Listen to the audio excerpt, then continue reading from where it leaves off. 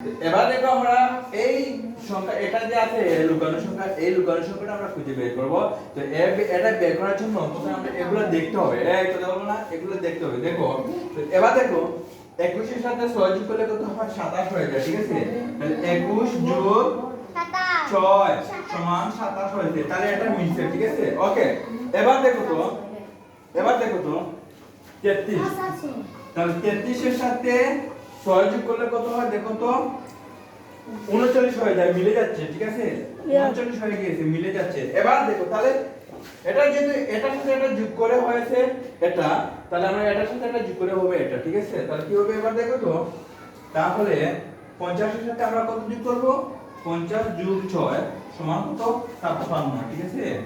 তাহলে আমরা এখানে কত বসাবো? 57। হ্যাঁ, 56 বসিয়ে দেব, ঠিক আছে? বুঝতে পারছো? এভাবে যোগ করে করে তোমরা বসিয়ে দিবা। বুঝতে পারছো সবাই? বুঝে থাকো, তাহলে তোমাদেরকে অনেক অনেক ধন্যবাদ।